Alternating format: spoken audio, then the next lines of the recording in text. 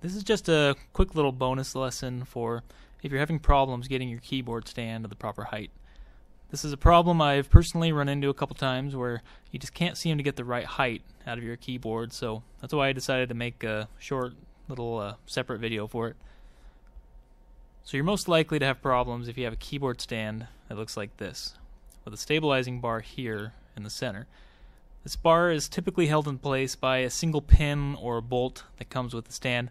The issue usually comes from the fact that you won't be able to get the stand low enough, even on the lowest setting, to make your arms parallel to the floor when you're sitting at the keyboard. And you might think, well, I can put it on the side and make it go lower that way. But the problem is that because this has a single point of connection at the pin, it will collapse with the keyboard on top of it. So to fix this, you can add a second point of connection in this row of holes.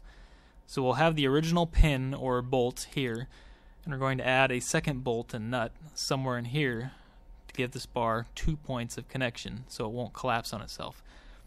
The size of bolt you're going to need will depend on what specific stand you have, but for me, a 1/4 inch by 1 inch bolt with a 1/4 inch nut worked perfectly. You might need something a little bigger or a little smaller, but you just want to make sure it's nice and snug. Just go to your local hardware store and pick up a few different sizes of bolts and see which one will work for you.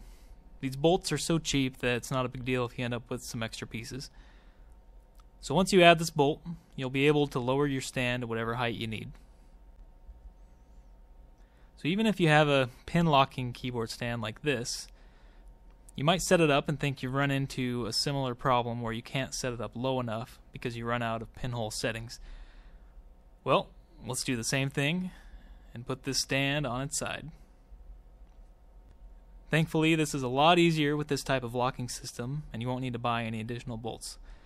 This might seem like a very obvious solution, but this is something I ran into on my own keyboard stand, and it took me an embarrassingly long time to realize this simple fix.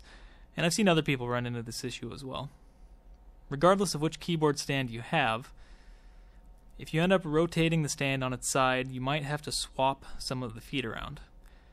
Just remember that the longer feet always go on the bottom of the stand to give you a wider base of support. If you still can't seem to get your stand at the right height because one setting is too low and the next setting is too high, you can try putting your stand on top of something to get it where you want. I had this issue myself, so I set my stand at a lower setting and put about 1 inch of old magazines underneath each leg to get it at the right height.